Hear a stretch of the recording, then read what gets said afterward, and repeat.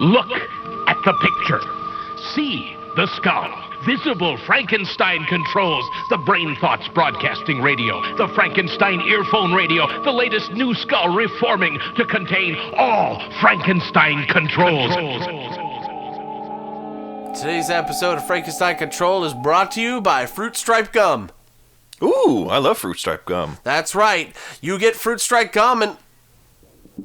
the flavor's gone. Yeah, I was going to say, lasts about 12 seconds. Yeah. Well, approximately control, everybody. 2.5 chews. two and a half chews. That's about right, actually. It's the most, at least when you were a kid, it was the most splendiferous 2.5 seconds of your life. That shit tasted great. Mm-hmm.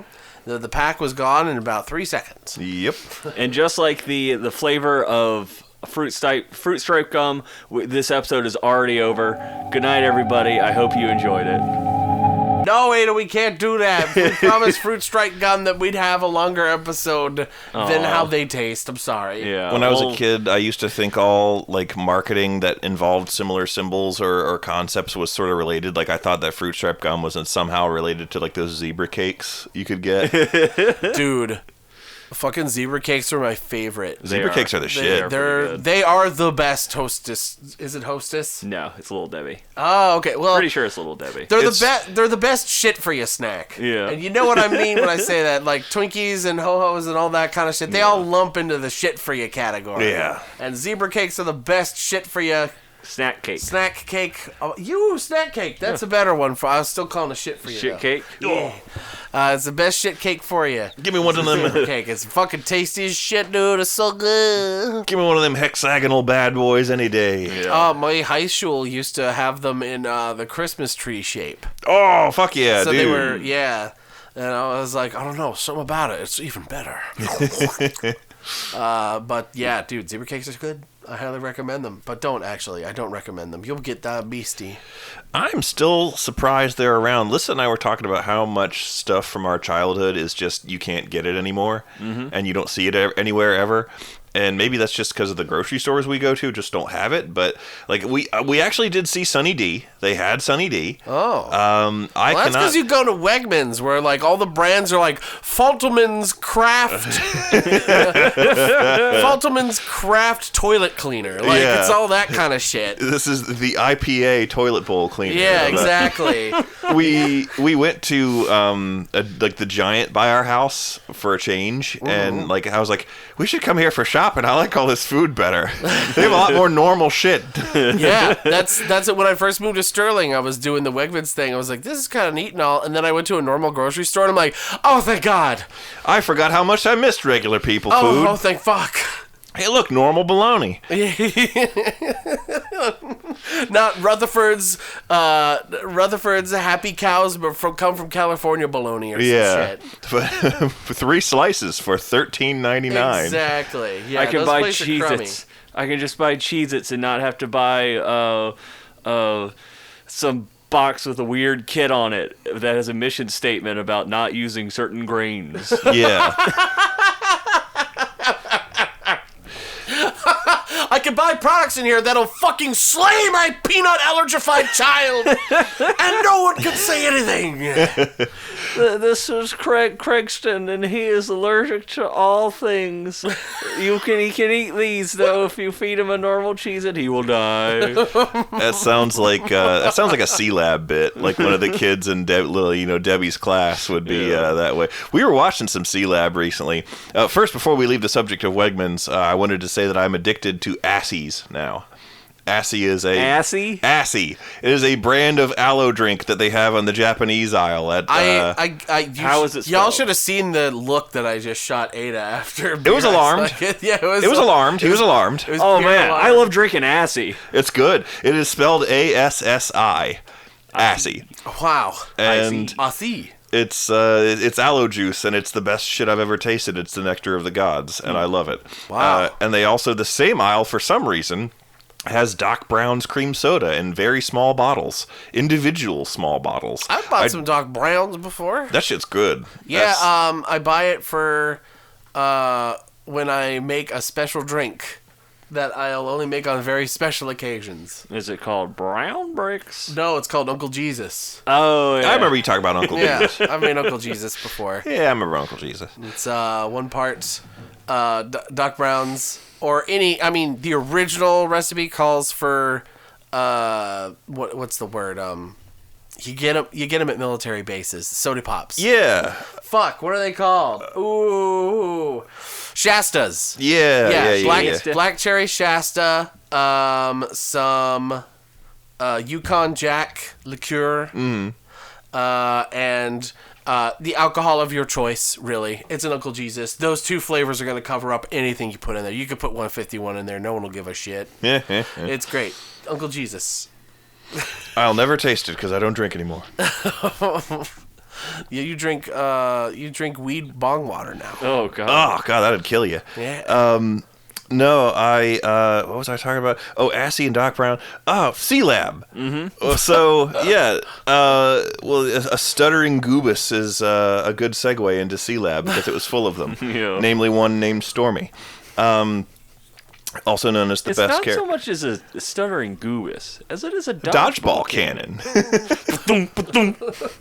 What? What is his threat? There's this eat dodgeball, and I forget what he says. He has an insult after that, and it's funny. Yeah, I was astounded by how many jokes on C-Lab they couldn't do anymore. There was one in particular where it's the episode where Captain Murphy tries to entice a bunch of tourists to come down to C-Lab. So he makes all these commercials advertising C-Lab as like a peak destination for tourists to come visit. And then like the sole reason that he has to do this is to pay back all the money for making the commercial in the first place. So all the people get down there, and then the regular long-suffering crew of C-Lab has to act like, tour guides and entertainers for them. And when they're like coming in off their sub or whatever, Murphy's greeting them all, and one of them is clearly a special needs kid. Oh, I remember that. And he has like the helmet on, and he's like counting in the manner of a traditional, if of dubious accuracy, depiction of an autistic person. And he's like, "Holy crap, is that contagious?" And she's like, "No, it's not contagious." And then he's like, "Stormy, isolate and contain." Don't they like lock him in a broom closet and No. get eaten by a wild cat? I think Stormy locks him in a meat freezer, and the kid is just counting the beef hanging, while Stormy's like wildly tittering face is just watching through the window in the door. What the fuck? Why would they do that was one, and I was like, wow, they could not get away with that one nowadays. That's incredibly fucking absurd. It's horrible, but I did laugh. When I was watching Moral Oral last God. year with Brian, and we ended up giving up on it because it was just too upsetting on some of the episodes. Yeah, but that's a good word. There's one where it's about segregation. Oh God! And the thing is that everybody in this town is white. Yeah. Like they even make a point that they like drive through. I forget what they call it. I think they like call it Soul Food Town or something. Yeah. Oh my God. And they're like, oh, lock your windows, everyone, as they see just like a normal ass black family just Chilling. existing, and they're Right. like, oh. But there's an episode of where like he's doing the whole thing with the show where they'll go to church. Moral will hear Interprets the sermon lesson and really interpret literally it and wrong. in the worst way possible. Yeah. And it was about segregation and keeping things separate. And this devolved into the whole town segregating the one Italian family. Yeah, I think I remember this episode. But it's like, it's one of those things where after watching it, you're kind of like, what exactly are they trying to say? But you get it, but you kind of don't. Because the whole point of it was that they were segregating this single family. And they split everything up where it's like the pool for for white people, and then the pools for them. For the but Italian family. Yeah, but it was just one family. So what that ended up doing was everything that there was two of. Everyone except for this family got squashed into now half of what they could have used. Right. While While the instead Italian this family family has was this exclusive everything. has and it's kinda exclusive sweet. Their shit. own pool, basically. Yeah, so it's like the segregation benefited them, Yeah. and I think that his dad's ultimate lesson was just like segregation is only good when it benefits us. Yeah. Or something. But the part that you really like, I'm surprised they even got away with it at this point. Yeah. And kind of, I don't want to just outright say it because of how close it is to the slur, but the Italian family's last name was Figarelli. Yeah. So they Oh, no. shortened that name. Oh, okay. I get it. I know. And they were using it exactly the way you use the slur. Oh, Like, my God. jeez, I remember that. I remember that episode and going, Jesus this Christ! is a bit much. How did you guys get away with this? Yeah. Wow. There was a lot on Moral Oral that was Adult Swim used to not like. They used to let them get away with a lot of shit. Yeah. And Moral Oral was some really good writing. I'd have to revisit the series, and I might. I reserve the right to revise that opinion. But I recall it being very well made, if brutally and painful points. Yeah. And just so close to real Hell World that it's difficult to watch. Exactly. It hurt to watch because, like, I grew up in the Jesus sauce. So Yeah. seeing all this, like, As did I a little. So. seeing that, like, parodied and just having the whole, like, saying the quiet part out loud. Yeah. Stuff happened. It was like, oh god. This is a little too. This is too many people that are like this. are like, this is not satire to too many people. This Yeah. is just reality. Yeah. And this is terrifying. Yeah. And also one of those people was me at some point. Yeah. If I hadn't had a gender and sexuality crisis, I might have like never gotten out of the Jesus sauce. I remember mostly it was going to church and engaging with the whole thing was something that I mostly did because I felt that I was supposed to, and I wouldn't really. I believed in it some, but I had like questions about it that it didn't seem to stand up to reality in a lot of ways, and a lot of the times I just did it to make my mom happy. And I was forced to go. of course, well, I mean, like I was too towards mom, and mom finally knocked it off when she got anti-anxiety meds when I was around 13 or 14. That was the last time I went to church as an actual regular occurrence.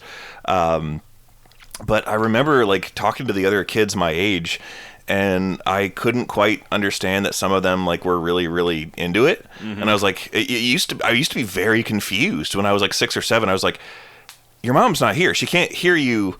Why are you still acting like you're into this? Like our moms can't hear us in here. Why don't you just talk normal and talk about Pokemon or something? Why are you actually focused on this? Yeah. And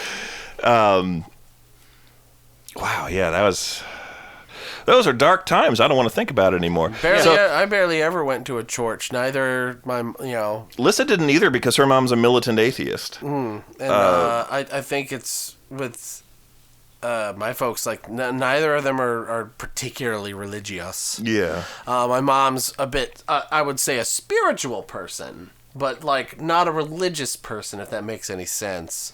She always struck me as a fun hippie. Yeah, she's kind of a fun hippie, and She's into grounding. and Dad in another life definitely would have started like a fucking skeptic channel.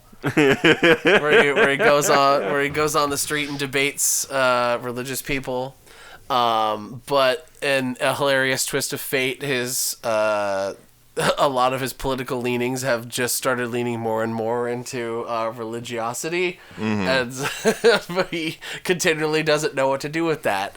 But I never went to any churches unless it was like a friend. And then, like, whoops, I guess I'm going to a church now. And I'd go there, and, I'd just be like, even at a really young age, like, I was just looking around like, it's kind of fucking weird. Yeah. Like, this is oppressively strange, and I don't like this. Yeah. I'm good. I told the story. I had to have told this story eons ago about how I went to church like that with my buddy Joey's family because I wanted to spend the night on a Saturday evening, and his mom's like, "You have to come to church with us tomorrow." It was like one of those deals, and I was like, "All right, that sounds good to me." You want to play the sacred Genesis? Yeah. You must prostrate yourself before the Lord. Not paying attention for an hour tomorrow is an easy price to pay for Legend of Zelda, right now. Yeah. I want to play some fucking Majora's Mask right now, and I will put up with anything in the future. So like the church that we went to. You wake up the next morning and then they tell you they're like, fucking dude, get down and face that way on the carpet. You gotta face Mecca, dude. No, it was not that. Like they went to this. It was almost like a youth center with a religious bent, and they asked kids to draw things. And I used to be super into drawing. I'm not anymore, but... Did you draw the Tower of Isengard? I did. You knew the story. I knew I told this before. Well, now I'll tell something I haven't told before, which was the other joke from C-Lab that was not so much they couldn't get it. They not so much they couldn't do it nowadays, but more along the lines of, oh yeah, that actually accurately predicted a lot of our current attitudes on things, where the asteroid smashing high def television that was supposed to get delivered to Space Lab but gets delivered to C Lab instead, and Stormy signs for it because he's an idiot, and it turns out that the person who originally sent it to C Lab was Space Stormy. So like both of the dumbest people just engineered the crisis, I think. Space Stormy. And and they did a really stupid thing where all of the characters on Space Lab looked exactly like their C Lab counterparts, except they were like their ethnicities were reversed. So Stormin was white. Okay. And it was just really stupid. So there is a Black Stormy. There was a Black Stormy. And I think that's a thing that a lot of people miss about the humor of that time. Generally, a lot of like the dicier kind of perspectives that were presented in those shows were normally presented by the stupid characters. yes. But unfortunately, a lot of those shows also make the stupid characters the best characters. Yeah. So there's a little bit of confusion in that, right? And I think that's where a lot of Smiling Friends gets a lot of guff from, like, the particularly sensitive folks. Mm-hmm. Is that, like, they think that the main character of the show, the two main characters, there's Pim and... I forget... The yellow one? Yeah, I forget the yellow one's name. Shit, this is important to the conversation. God damn Just it. call him Zach. Yeah, I'll call him Zach, sure. Zach is numerous times in the show painted as like kind of a nasty guy, like just kind of like a jerk, and not somebody that like you should like Trust or root for. Yeah. Exactly. I mean, all the other characters are goofy and and bad in certain rights too, but also because Zach's character is also He's kind of the straight man, right? Yeah, he's also the straight man too. Yeah. So like. It's a little You bit find more yourself than identifying with him for that reason. Exactly. Yes. Just because he's the closest thing to a normal person being put upon by this craziness. Yeah, and I don't know whether that's a bad or good thing. Like it's kind of a tough call, honestly, because sometimes you aren't going to take that step back and be like, oh yeah, well, we're not supposed to trust this character's opinions on things. Yeah. I'd still rather like the person also. But if everybody just had agreeable opinions on everything, things might not be fun anymore. Yeah. And like it's a big can of worms when you think about that kind of shit. Well, that was sort of the where I was going with that C-Lab bit, because they're watching the stupid high-def television after they get it. And smashing high-def television. Yes, that Space Lab desperately needs. And they're watching a show that's clearly supposed to be a parody of Will and Grace, which was probably still on at the time the C-Lab episode was made. And most likely. We were all alive when Will and Grace was on TV, but I never watched Will and Grace because I was... Is Will and Grace where the guy's gay? Yes. And that was like the whole show? the whole show was that the guy was the standard circa early aughts depiction of a gay man with all of like the hot pants and the going hello. Yeah, that whole. Wait, really? Yeah, no. Wow. I never saw Will and Grace, so I don't know how accurate the portrayal is, but that's. Oh, the portrayal of on the. But I think that was the thing, though. I think that the Will and Grace was like that to a huge degree. I'm gonna watch a clip of Will and Grace tonight, and Will is going to be a perfectly normal person. Yeah. And I'm gonna be like, guys, I got some sour news. I know. But the gay, I think his name was Gay Lance, who was a character on C-Lab who was, like, he was not a regular cast. He was clearly, like, one of the background, like, copy-paste characters that they just trot out and give a voice to make an appearance and say something. And Gay Lance was just, like... You know, like they were watching it, and like the Will character was just like gay, with like a limp wrist, and Gay Lance was like, one day we're gonna look at this, and we're gonna look back on this like Amos and Andy. He name drops Amos and Andy. Yeah. But what is that? A racist old minstrel show radio show thing, okay. I think. But I mean, it's kind of true, because we do look back. It is 20 years later now, and we do look back on that stuff and kind of like, that wasn't cool. Yeah. Some of that we could have done better. And that's just another thing, is like, you know, people become more educated, and you know, like, it's a slow process. Yeah. But you know, as time goes on, people see that kind of stuff, and eventually they just kind of get sick of it too. Yeah. And that's they just kind of grow, and they grow on beyond it, and they just wonder what else is out there, and they want to see something new.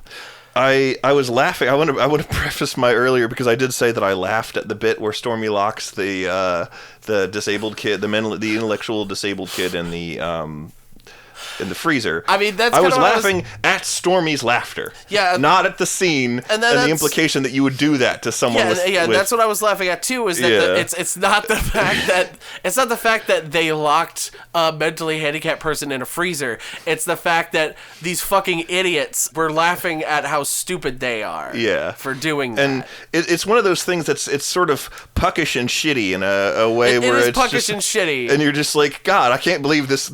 Like this is. It's funny, but it's not funny, and it's like, oh, those times, you know, you're just kind of like, you're really more laughing at the bygone attitudes of a little bit. It's like, oh, yeah. There's some stuff like that in the first season of It's Always Sunny. Yeah, for sure. With the trans character. Oh no. First of all, there's some of that on King of the Hill too. It's one of those things where, like, the depiction is that sometimes transphobic, and like the characters are transphobic, but they're shitty assholes. Yeah. So like, you're not really supposed to empathize with them, and there are a lot of parts where people that are like not psychotic, like the gang are have a much more normal and appropriate response to things. Yeah. Like the one that I just think this is really funny is she's introduced because Mac starts dating her because he's gay and doesn't want to admit it. Yeah. So dating a girl with a penis is like his middle his workaround.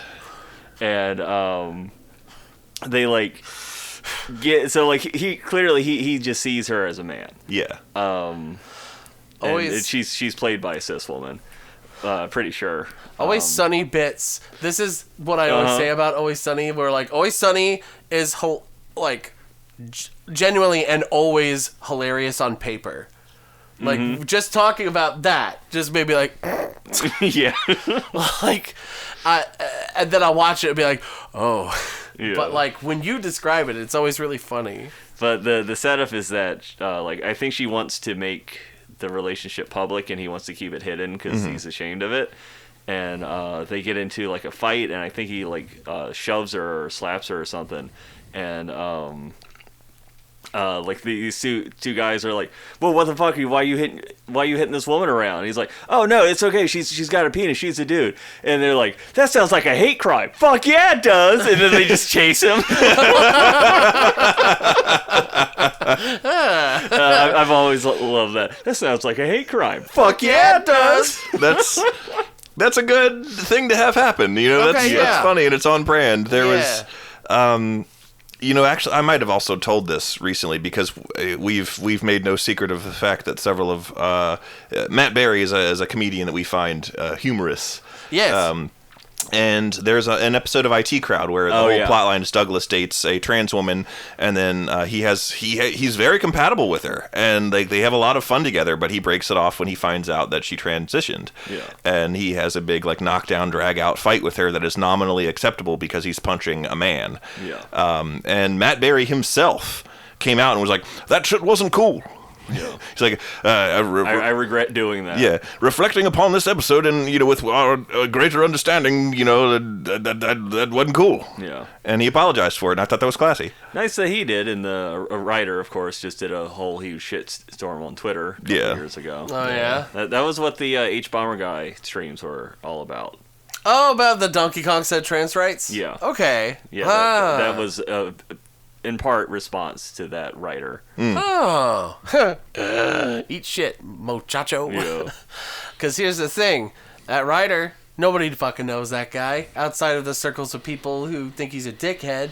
And then, who knows Matt Berry? Everybody. Yeah. So, sorry, chump. Yep. Yeah. I mean, he's from Oh Britain. my God. He's from Britain, so he's probably still getting work. Oh, that's a good point. Good old Britland. Yeah. Ricky Gervais just had a transphobic Netflix special drop or something. Oh my God. Or he... All the old comedians are running out of content and they're freaking out. Yep. Who am I gonna punch down on? Who am I gonna... It's not even like, who am I gonna punch down on anymore? It's just more like, I'm stuck in my ways and refuse to change. It's the children who are wrong. Yeah. It's far funnier to me, rather than make jokes about other people or their proclivities or preferences or how they self-identify, which is all entirely their right. It is far funnier to me to make jokes about Elon Musk being afraid of goblins, because that's funny to me. That is very funny. That's a whole genre of comedy right there. Who's responsible for bringing that up anyway? Who invented that genre? It's the geniuses behind the little podcast called Frankenstein Control. Who are they? The funniest some losers. some people who should be canceled because they're dipshit losers. Some losers who talked about C-Lab and laughed at the freezer bit. The funniest thing that amuses myself, and the entire reason I do the Elon Musk is afraid of goblins bits and amuse myself with them, is because I know that Elon Musk, despite all of his unfathomable wealth and power, if he somehow impossibly heard our bits about him being afraid of goblins, they would bother him. Yeah. And that's funny. Yeah. He would care and get mad. And that is hysterical. And the important part also is that the target of these jokes are a specific person. Yeah. They're not a group of people. It's a specific person that you don't care for. Yes. And, well, just the idea, a lot of his assholery wasn't fully public at the time when I started them. I was deeply suspicious of anyone with that much money anyway. Yeah. But a lot of the worst of it hadn't come out yet, and just the idea that someone so powerful would have such a nonsensical fear that consumed him to the extent that he, had this chaotic battle with his chaotic battle attempt that's wonderful. to avoid goblins. That's a great fucking word for that. Yeah, it's just humor, man. Humor fucking evolves and it changes, and people want that change, not even out of any social justicey kind of duty. It's just we get kind of sick of hearing the same fucking joke over and over. To death of it. It's not funny. It wasn't funny back then. It's not funny now. If you. The flaming gay character, shall we say? That's kind of why I could never really completely get into Unsinkable Wally Brown. What's it called? Kimmy Schmidt. Oh, Kimmy Schmidt? Yeah. Because Titus is kind of like a big flaming... He's a little bit like that. I mean, he's a bit more lovable than your common guy, but it's that kind of shtick is just a little tired for me. It's and not even just because not cool. It's not cool to do that anymore. You can't depict gay people like that. No, it's just I've seen it. I've seen it. It's been done to death. Yeah, I've seen that kind of bit. Think and of a different idea. There's a whole bunch of stuff like that, you know. And think of a different idea. It's been done to death. Yeah, exactly. You're just doing the same shit. And that's why comedians who just do other shit they get the actual attention. And meanwhile, all the comedians who don't want to think of anything new, they go ahead and get $1 million Netflix specials. So there you go. And they open for John Mulaney. Oh, I heard about that. That was unfortunate. Yeah. Ooh. Comedy. We're certainly experts on it. Yes. Listen to us. Which is why this video has a whole whopping 10 views. 10 views. You That's come generous. here for the comedy. You come here for the comedy. You stay for the dramedy. You come here so we can repeat King of the Hill jokes. Yes. There's that episode of King of the Hill where he's like, "Oh my God, Bobby has become an otherkin." That's right, Bobby. Your mother and I know about Rancho Unicorno. What would That's to cultural close us out appropriation, Bobby. before we end the episode? What would the animal personas be of the King of the Hill characters? Oh, that's good to set on a high note. Okay. Hank would be a longhorn steer. Yes. Yeah. A Texan longhorn steer. Texan longhorn steer. For I sure. could grill myself. Peggy would be a bird. Yes. Perhaps a duck or a goose. Yes. She has a duck-like quality to her, I think. Yeah, goose. A goose. Yeah, I could definitely see Peggy Hill as a goose. Boomhauer would be a fox. Or a hen. A hen? Yeah. Or a hen. Just because she kind of Yeah. has that bok bok bok Yeah. bok bok Hank. And they're both farm animals, so Yeah. that's good. And then Bobby would just still be Bobby. He'd still be a human. My persona's a human. Be like, that boy ain't right. He can't even choose a good fursona. Let's see. And I'm kind of deeply, like, it might be a self-defense mechanism, but I'm thinking them as, like, actual animals. You know, like, personified animals, like, not, like, anthropomorphized, but just animals that could talk, like a Charlotte's Web or something. Yeah. Or BoJack Horseman. No, like Charlotte's Web. Oh, okay. Like, actual animals, what talk. And then might have, like, a wig to signify who they are. Yeah. And that's why I was imagining a chicken with Peggy's haircut. Yeah. A bok bok Hank. I think my mind is guarding me from imagining, like, semi-erotic personas. I mean, you don't have to imagine. for You the can King of just the look Hill it up. cast. So going with the steer thing, yeah. And then going with the chicken thing, yes, because then you could draw her with big breasts. Because that's what them chicken fuckers are after. Trying to figure Sure out they are. what kind of animal Dale would be is really hard. Oh, what's an animal that tends to be paranoid? I was about to say- Some kind of like rodent, like a gopher or a squirrel. or a meerkat or something. Yeah. I think a squirrel. Yeah. Yeah, like a squirrel or a meerkat. He even famously yells, "Squirrel tactic!" Yeah, when yeah. jumping over Absolutely. the He's There you squirrel. go. Yeah. He's the squirrel with pocket sand, Dale Gribble. He'd be a flying squirrel, though, because there's more comedic potential there. Bill Yeah. Dotrieve. He'd be a pig. Yeah. Yeah, he's a pig. Aw.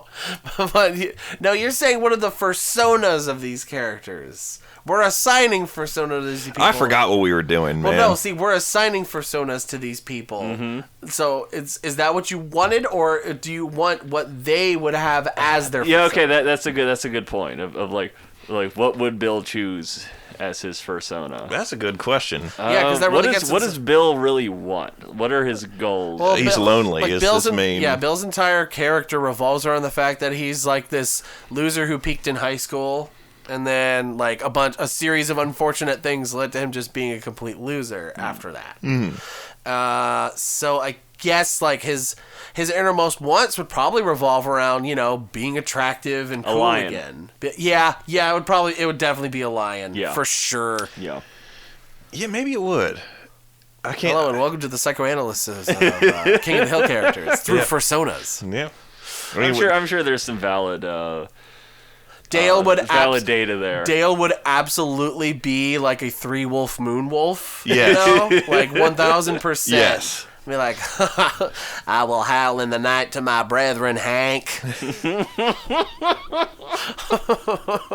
There'd be a great comedic potential for like Dale being a wolf and then like Joseph being what's like an animal that's like a wolf but more impressive and larger, like clearly not the same species, because like the whole joke is about his mixed parentage that Dale doesn't know about. Oh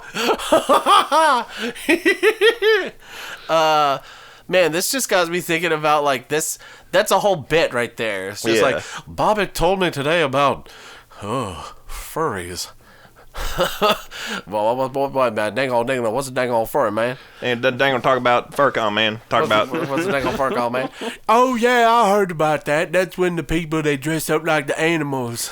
Well, Bill will be the person who weighs in on something that he unwittingly reveals that he knows about it and does it. Like, those fursuits are surprisingly expensive or something. And I heard they put them HT units in the big furry ones because it get kind of hot when you wear them for too long. Oh, so I've heard. Yeah, it would be exactly that. That would be exactly what it is. Well, Hank, if I were a furry, and I'm definitely not saying I am, but if I was, you know I'd be a wolf. Dale, you would not be a wolf. Yes, I would. You giblet head. I'm a proud predator of the wood life. Oh, God. Oh, God. I'd be a Texas longhorn steer, I tell you what. I am not a longhorn steer. I'm not an animal. I'm a human, damn it. I'm not a damned animal. That's exactly what a big cow would say. And then at that point, Cottonwood would, what you talking about? Pump my gas monkey? He always insists, all he knows is that Hank works in propane, which is a gas. So he insists on telling everyone that Hank works at a gas station and calls him a gas monkey and stuff like that. Hank's a gas monkey. He works for tips. Dad, that's propane's a gas monkey. But Dad works for tips. He'd be a dang orangutan is what he would be. He's a gas monkey. One time when I was in the jungle over in Burma, an orangutan came charging at me out of the trees. I had to beat him to death with a piece of my shins. See, we don't always quote King of the Hill. Sometimes we just make up shit about King of the Hill. Yes. Welcome to King of the Hill cast. So, yep. That's a wonderful thing that I would have enjoyed seeing. If Mike Judge, if you're listening, buddy. He is rebooting it. You know what to do. You know what to do, Mike. You know what to do. These are the jokes. Yep. Sorry the good family didn't work out. I'll expect a check in the mail by Monday. Now, if you'll excuse me, I'm off to draw a picture of B-Rise for Sono, which is an otter. Now even you know I am a menace. I hand you the secrets to save the entire human race and the entire universe.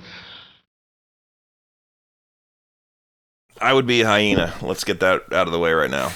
That's my preferred animal.